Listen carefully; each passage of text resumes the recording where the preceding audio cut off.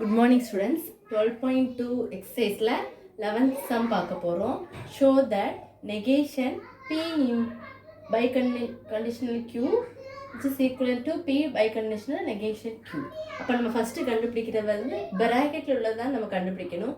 PQ true true true false false true false false. இது வந்து common. நீங்க எல்லாத்துலேயும் ஃபஸ்ட்டு பிக்யூ தான் எழுதிக்கணும். நெக்ஸ்ட் பை கண்டிஷனல்லாம் என்ன பண்ணணும், ஆல்ரெடி நான் ஒரு டேபிள் போட்டிருப்பேன் வீடியோவில்.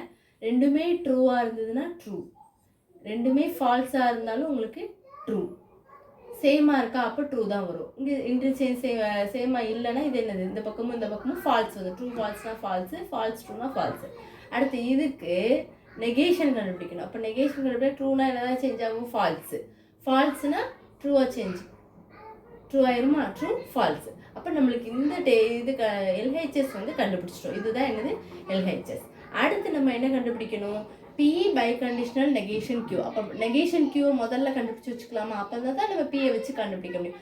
நெகேஷன் கியூனா கியூவில் இருக்கிறது நம்மளுக்கு வந்து இந்த ட்ரூனா ஃபால்ஸாக இருக்கும், ஃபால்ஸ்னா ட்ரூவாக இருக்கும், ட்ரூனா ஃபால்ஸாக இருக்கும், ஃபால்ஸ்னா ட்ரூவாக இருக்கும். அடுத்து பிக்கும் நெகேஷன் கியூக்கும் பை கண்டிஷனல் பார்க்க போகிறோம்.